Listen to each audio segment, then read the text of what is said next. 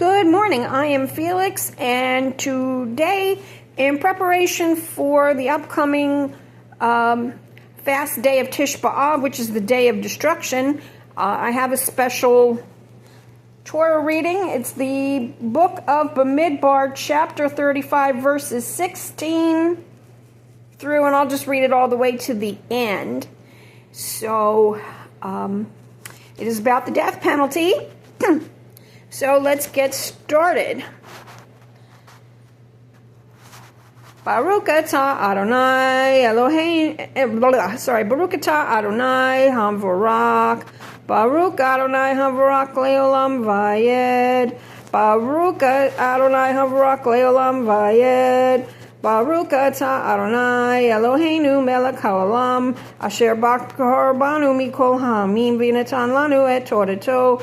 Baruch atah Adonai noten haTorah. I was going to read the conservative blessing, but I'm not going to torment y'all with my voice. I did talk to my doctor about it, and he put me in he did put me in for a referral to the otolaryngologist. He thinks that maybe I have something wrong with my vocal cords. But anyway, so let's get started. Anyone however, who strikes another with an iron object so that death results is a murderer. The murderer must be put to death. If he struck him with a stone tool that could cause death and death resulted, he is a murderer. The murderer must be put to death.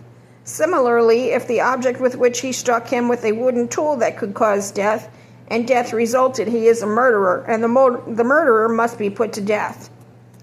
The blood avenger himself should put the murderer to death. It is he who shall put him to death upon encounter. So too, if he pushed him in hate or hurled something at him on purpose and death resulted, or if he struck him with his hand in enmity and death resulted, the assailant shall be put to death. He is a murderer. The blood avenger should put the murderer to death upon encounter.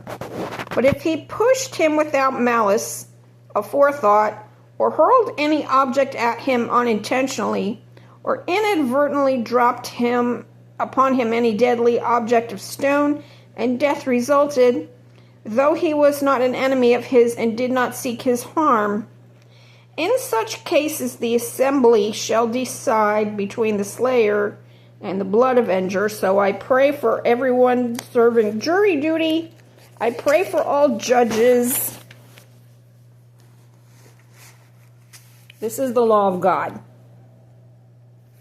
The assembly shall protect the manslayer from the blood avenger, and the assembly shall restore him to the city of refuge to which he fled, and there he shall remain until the death of the Kohen Gadol, which is the high priest, who was anointed with the sacred oil. But if the manslayer ever goes outside the limits of the city of refuge to which he fled, and the blood avenger comes upon him outside the limits of his city of refuge, and the blood avenger kills the manslayer, then there is no blood guilt on his account. For he must remain inside his city of refuge until the death of the Kohen Gadol. After the death of the high priest, then the manslayer may return to his land holding. That's if you killed someone by accident. Such shall be your law of procedure throughout the ages in all of your settlements. If anyone kills a person, the manslayer may be executed only on the evidence of witnesses. The testimony of a single witness against a person shall not suffice for a sentence of death.